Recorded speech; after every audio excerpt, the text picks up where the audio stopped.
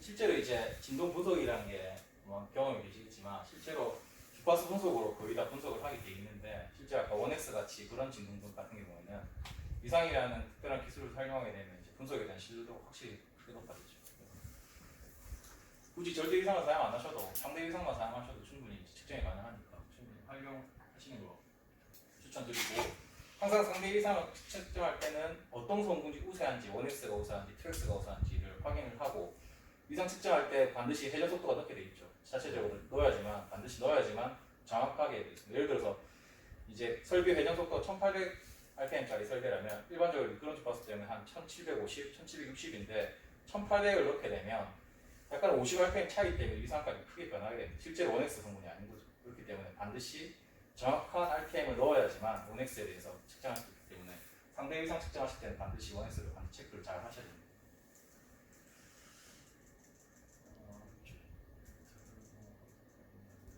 프로틴 기능에 대해서 한번 설명해 드리겠습니다. 일단은 프로틴 기능이 조금 이제 나오게 된 배경에 대해서 쭉 보면 이제 실제 설비를 결함을 감지하는 데 있어서 실제 저희가 알람 기능을 활용을 하고 있는데 그런 알람이 실제 울렸을 때 정말 설비가 문제가 있어서 울리는지 혹은 자체적으로 이제 그냥 돌발적인 이벤트 때문에 울리는 건지를 이제 하는 그런 것들 때문에 좀 문제가 많이 있었습니다. 그래서 저희는 이제 실제 알람이 아닌 것들을 거짓 알람이라고 표현을 하고, 어쨌든 CMS 시스템이라는 것은 좀 신뢰성 있기 위해서는 이제 알람 자체가 명확하게 이제 발생을 해야 이제 시스템에 대해서 이렇게 문제가 있는지 파악하는데, 거짓 알람이 너무 많이 발생하게 되면 시스템 신뢰도 떨어지고 이제 실제 여기 업무를 보시는 분들도 이제 스트레스를 많이 받게 되는 상황이죠.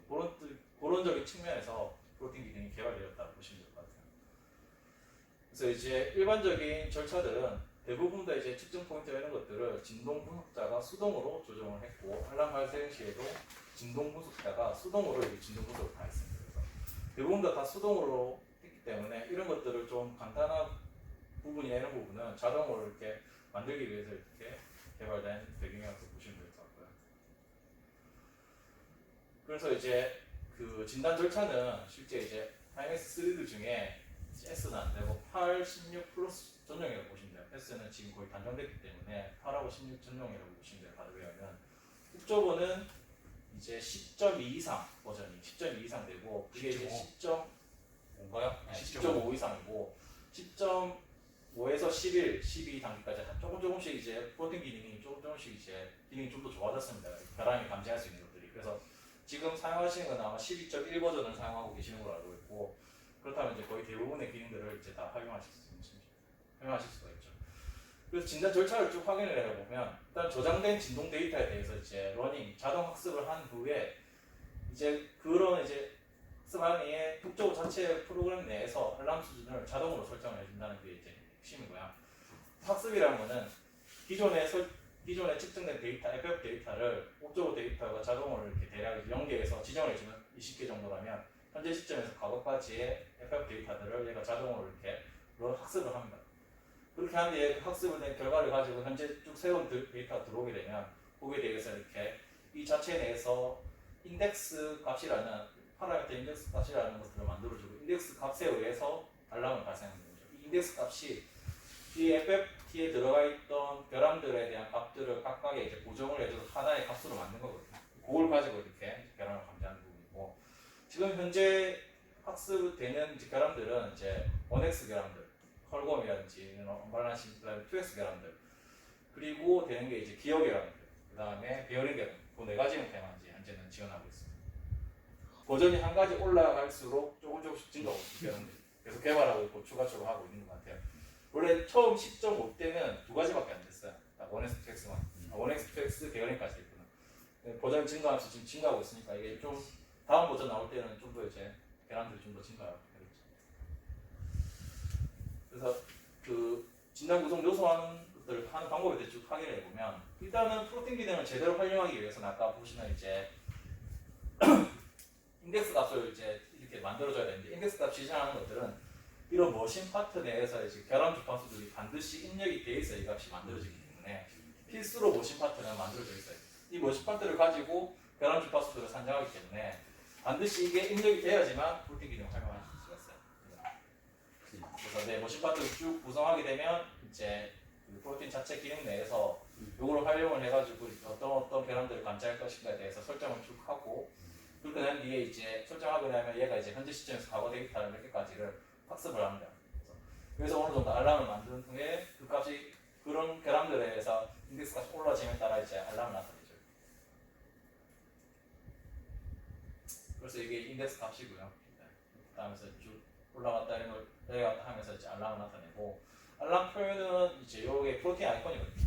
이렇게 아이콘이 나타나고 몇십몇 분에 이제 언밸런스 크러셔 샤프트 쪽에 언밸런스가 발생했다라는 걸 나타내고 그거는 이제 베어링 몇 번에 베어링 결함이 있다라는 걸 나타내기도 하고요. 그 다음에 이제 이런 헐거운 성분이 나타냈다 이런 식으로 이렇게 알람을 표시할 수 있습니다.